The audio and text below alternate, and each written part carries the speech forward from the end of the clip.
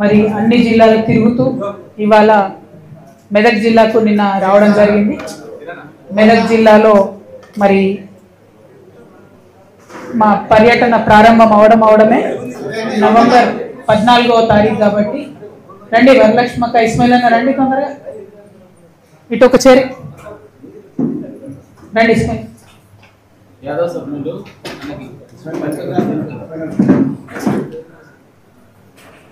జనం బాటలో భాగంగా మరి మెదక్ జిల్లాకు రావడం జరిగింది. మెదక్ జిల్లాలో ఇప్పుడు 2 నియోజకవర్గాలు ఉన్నాయి, మెదక్ అండ్ నర్సాపూర్. ఇతరత్ర మండలాలు ఉన్నప్పటికీ కూడా 2 నియోజకవర్గాలు ప్రధానంగా ఉన్నాయి. మరి మేము మా పర్యటన ప్రారంభించడమే నర్సాపూర్లో మరి విఎన్ రెడ్డి గారు, దినేష్ రెడ్డి గారు వాళ్ళ పాఠశాలలో చిన్న పిల్లల్ని విద్యార్థులతోని చిల్డ్రన్స్ డే సెలబ్రేట్ చేసుకొని ప్రారంభించినాం. మరి నేను చాలా బలంగా నమ్మేటటువంటి అంశాల్లో ఏ దేశమైనా ఏ రాష్ట్రమైనా చిన్న పిల్లల్ని వృద్ధులను బాగా చూసుకోగలిగితే ఖచ్చితంగా బాగుపడుతుందని బలంగా నమ్ముతాను. అనేక చట్టాలు ఉన్నాయి పిల్లల ప్రొటెక్షన్ కోసం, అనేక చట్టాలు ఉన్నాయి సీనియర్ సిటిజన్స్ ప్రొటెక్షన్ కోసం, కానీ అవి అమలు అవ్వడం లేదు. వాటి అమలు మీద కూడా మనందరం దృష్టి పెట్టాల్సినటువంటి అవసరం ఉన్నది ప్రభుత్వాలుగా. అదేవిధంగా మరి ఆ తర్వాత రెడ్డిపల్లి అనేటటువంటి గ్రామానికి వెళ్ళడం జరిగింది. ఈ గ్రామం నర్సాపూర్ మండలంలో ఉన్నది. ఆ గ్రామంకి ఒక విచిత్రమైన పరిస్థితి ఉన్నది. ఒక పక్క RRRలో వాళ్ళ భూములు పోతున్నాయి, ఇంకొక పక్క కాళేశ్వరంలో వాళ్ళ భూములు పోయినాయి, ఇంకొక పక్క రైల్వే లైన్ వాళ్ళు వచ్చి సర్వే చేసిపోయారు. అది ఎడిదికి వస్తుందో అర్థం కాని పరిస్థితి ఉన్నది. అంటే RRRలో నర్సాపూర్ మండలంలో 13 విలేజెస్లో ఉన్నటువంటి భూమి పోతున్నటువంటి సందర్భం ఉన్నది. కానీ రెడ్డిపల్లి ప్రత్యేకం ఎందుకంటే రెడ్డిపల్లి రైతులు నాకు నిన్న మొత్తం బొమ్మ కూడా చూపించి వివరంగా చెప్పారు. అక్కడ దాకా మంచిగా వచ్చిన రింగ్ రోడ్డు రెడ్డిపల్లి రాగానే ఇట్లా వంకరమైంది. నా మాటలు కాదు, అక్కడ ఉన్నటువంటి ఒక రైతు చెప్పిన మాట నేను చెప్తా ఉన్నా. నీటిలో నీరు గట్టే ఎట్లా తిరుగుతుందో రెడ్డిపల్లి రాగానే రింగ్ రోడ్ అట్లా వంకలు తిరిగింది. మరి ఎందుకోసం వంకర తిరిగింది రింగ్ రోడ్ అని వారిని రైతులను అడిగితే పెద్ద నాయకులు దాదాపు 3 పేర్లు చెప్పిన బీఆర్ఎస్ పార్టీలో ఉన్న పెద్ద నాయకులవి. వారికి ఉన్నటువంటి ఫామ్ హౌస్లు, వారికి ఉన్నటువంటి భూములను కాపాడుకోవడానికి అలైన్మెంట్ మార్చిండ్రు. తద్వారా చిన్న రైతులు దాదాపు 56 మంది రైతులకు వాళ్ళది 59 ఎకరాలు పోతుంది. అంటే 56 మంది రైతులు 59 ఎకరాలు అంటే అందరికీ కూడా ఎకరం కన్నా తక్కువనో, ఎవరో ఒకరికి ఉంటే 2 ఎకరాలు, అర్ధెకరం, పావెకరం అట్లా ఉన్న రైతులది 56 మంది రైతులది 59 ఎకరాలు రింగ్ రోడ్ కోసం తీసుకుంటున్నారు. మరి పెద్దవాళ్ళు ఎవరు అని అంటే ఒక దగ్గరనేమో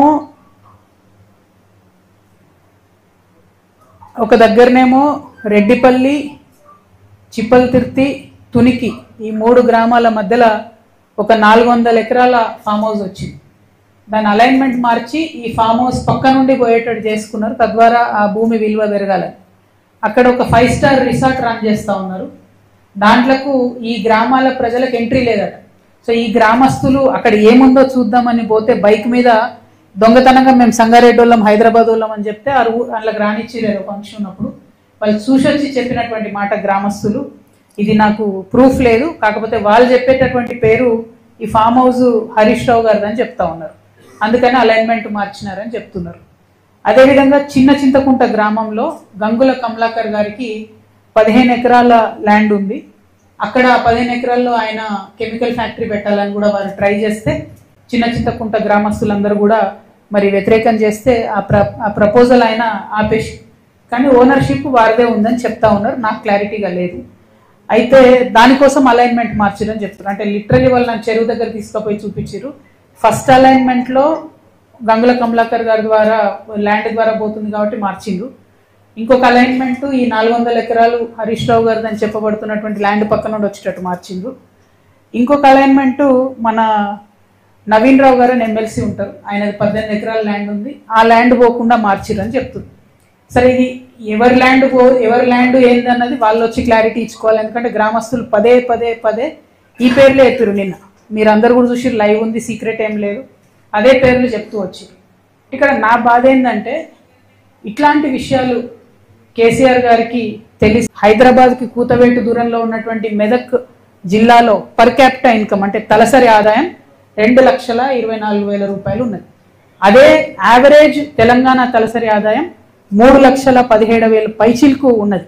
అంటే ఇంత కూతవేటు దూరంలో ఉన్నప్పుడు కూడా ఇంత డిఫరెన్స్ ఉంది అని అంటే అందరికీ ఫలాలు సరిగ్గా అందలేదనేటటువంటిది స్పష్టమవుతున్నది. కాబట్టి సరైన అవకాశాలు రావాలని చెప్పి నేను బలంగా కోరుతా ఉన్నాను.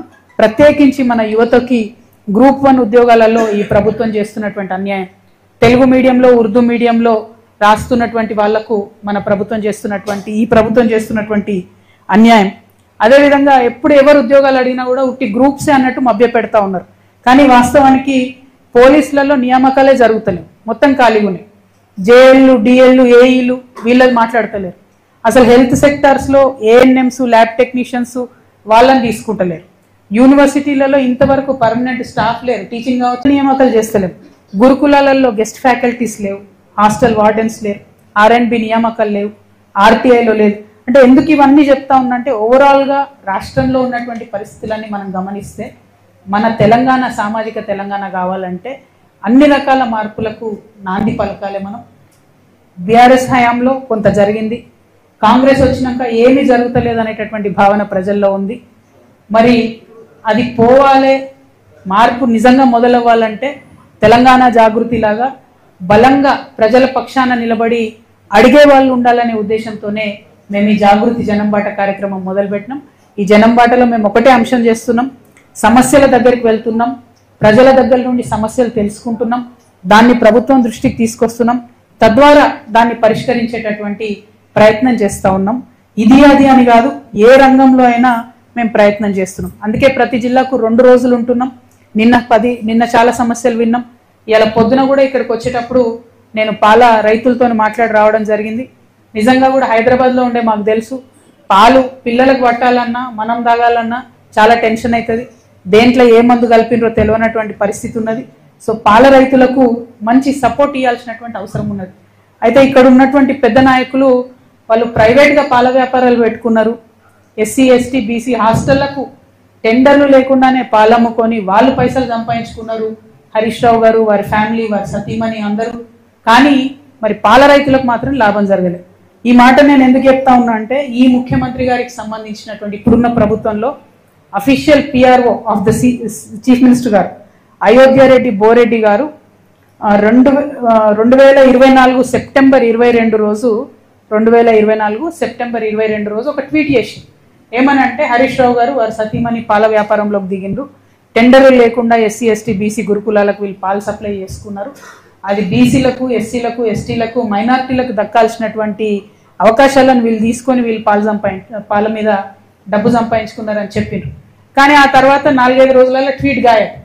అంటే ఇంత అవినీతి ప్రస్ఫుటంగా కనబడుతున్నా ప్రతి జిల్లాలో, నేను నల్గొండలో చెప్పిన, వరంగల్లో చెప్పిన, ఆదిలాబాద్లో చెప్పిన, ఇప్పుడు మెదక్లో చెప్తున్నా, హరీష్ రావు గారి బినామీలు, వారి కంపెనీలు, వారి దందాలు ఇంతవరకు ముఖ్యమంత్రి గారు కనీసం కదులుతలేరంటే హరీష్ రావు గారికి ముఖ్యమంత్రి గారికి ఉన్న అండర్స్టాండింగ్ ఏంటిది, ఎందుకోసం ఆయనను కాపాడుతున్నాడు, ఈ ముఖ్యమంత్రి గారు చెప్పాల్సినటువంటి అవసరం ఉంది. అట్లానే అనేక విషయాలు మీ దృష్టికి తీసుకొచ్చినాం. ఈ తర్వాత ఈ ప్రెస్ మీట్ తర్వాత మరి మెదక్ జిల్లాలో ఉండేటటువంటి పెద్దవాళ్ళు, ఇంటలెక్చువల్స్ అందరినీ కూడా కలుస్తున్నాం. ఆ తర్వాత మళ్ళీ ఇంకా కొన్ని సమస్యలు చూసుకొని మేము హైదరాబాద్ వెళ్ళడం జరుగుతుంది. మీ అందరికీ మెదక్ జిల్లా ప్రజలకు ముఖ్యంగా నేను ఇచ్చేటటువంటి మాట ఏంటంటే తెలంగాణ జాగృతిలో వచ్చిరా పోయినరా అన్నట్టు కాదు, మేము ఏ జిల్లాకు పోయినా వెళ్లే ముందు మంచిగా మళ్ళీ అడాక్ కమిటీలు వేసుకుంటున్నాం. మా కమిటీల ద్వారా ఈ సమస్యల మీద నిరంతరం పోరాటం చేస్తాం. తప్పకుండా తెలంగాణ జాగృతి సంస్థ ఇదివరకు ఎట్లా అయితే బలంగా ఉండేనో అంతకంటే ఎక్కువ బలోపేతం చేస్తాం. ప్రతినిత్యం ప్రజల్లో ఉంటాం. ఈ రాష్ట్రంలో ఒక ప్రశ్నించే శక్తిగా, ప్రజల యొక్క వజ్రాయుధంగా తెలంగాణ జాగృతి మారుతుంది రాబోయే కాలంలో అని స్పష్టం చేస్తూ మీ అందరికీ ధన్యవాదాలు తెలియజేస్తా ఉన్నాను. Thank you. జై తెలంగాణ, జై జాగృతి.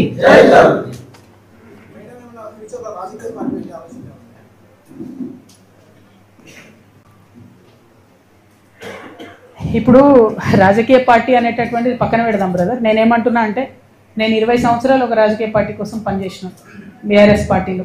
అంతకుముందు తెలంగాణ జాగృతి సంస్థ ఇండిపెండెంట్గా ఒక 6 సంవత్సరాలు నడుపుకున్నాను. నడిపినప్పుడైనా రాజకీయ పార్టీలో పనిచేసినప్పుడైనా నాకు అర్థమైంది ఒకటే, ప్రజల పక్షాన నిలబడడం ఇంపార్టెంట్. పార్టీ పెట్టినామా, సంస్థగా ఉన్నామా అన్నది కాదు, ప్రజల పక్షాన నిలబడడం ఇంపార్టెంట్. ఇప్పుడు రాష్ట్రంలో ఉన్న పరిస్థితులు మీరు చూస్తున్నారు. నిన్న జూబ్లీహిల్స్ ఉప ఎన్నికలు వచ్చిన రిజల్ట్ మీరు చూసిండ్రు. ఏం జరిగింది? మొత్తం ఊర్లలో ప్రతి చోట ఎక్కడ పోతున్నా కాంగ్రెస్కి వ్యతిరేకత ఉన్నది. అది మీకు కూడా తెలుసు.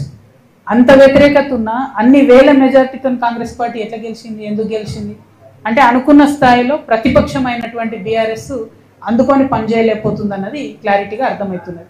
అక్కడ వాళ్ళు సోషల్ మీడియాలో ఉద్యమాలు చేస్తున్నారు తప్పితే కిందకు వచ్చి ఎటువంటి ఉద్యమాలు చేస్తలేరు.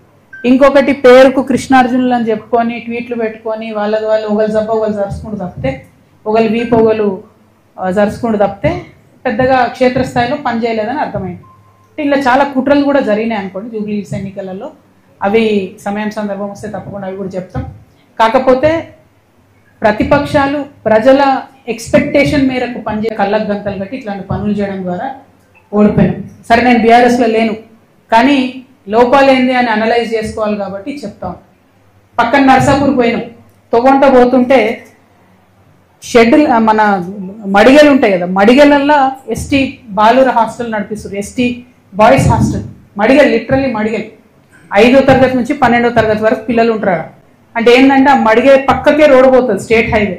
విపరీతమైన స్పీడ్తో వెహికల్స్ పోతుంటాయి. ఆ టీచర్లకు ఎంత కష్టం అంటే ఆ పిల్లల్ని కాపాడుకోవాలి, వాళ్ళు బయటకు పోకుండా. పిల్లలు ఆడతారు, మగపిల్లలు దుందుడుకు ఉంటారు. ఏమైనా అయితే ఎవరి రెస్పాన్సిబిలిటీ? మనకేం అవసరం లేదు.